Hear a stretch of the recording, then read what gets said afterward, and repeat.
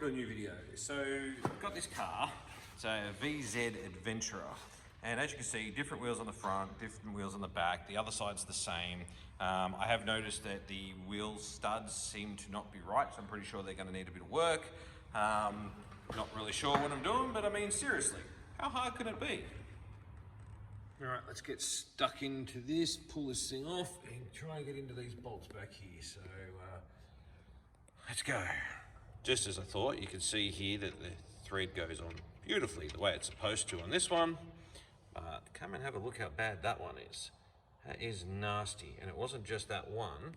This one's starting to go as well. So whoever sold me the car, or at least someone before I bought the car, has gone through and most likely used something like this and just buggered it up with too much force. So I'm gonna have to disassemble this, pull the caliper off, pull the brake pads off, and go through, remove the rotor and pop out my studs.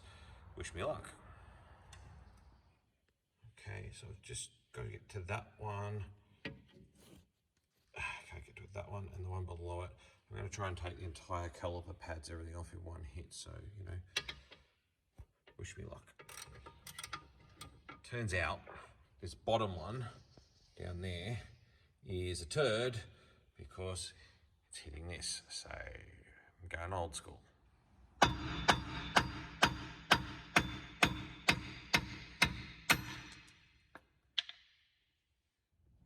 Quick trip into town and picked up the new studs. Now I just got to put them in there. So if you're working on a VZ Commodore or Adventra, that's your part number. Just pick those up from Autobahn and they just nicely pop in the back.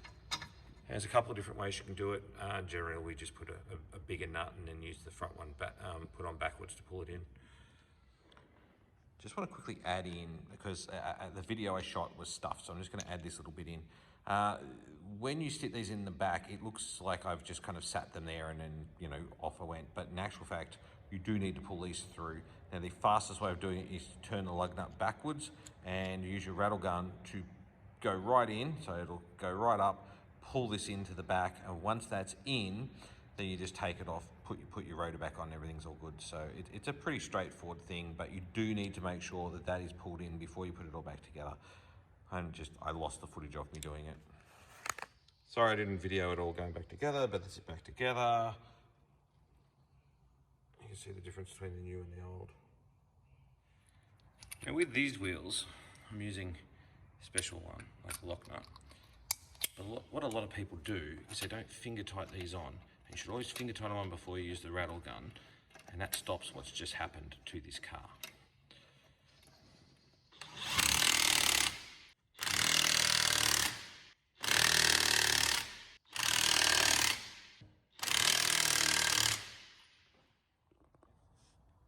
Here we go, all finished and done.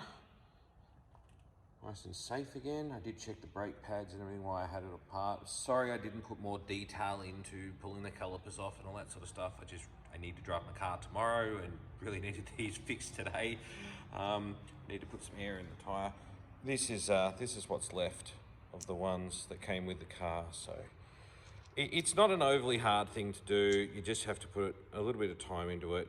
Videos like mine, and there's heaps of other videos on YouTube to help people. Just do a little bit of research.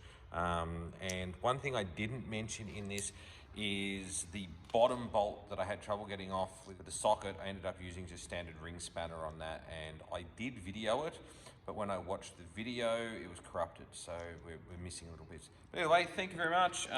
Again, not my normal thing and nothing to really do with the shed, but it is a thing I was working on in the shed, so, you know, we'll put that on. Thank you, everyone.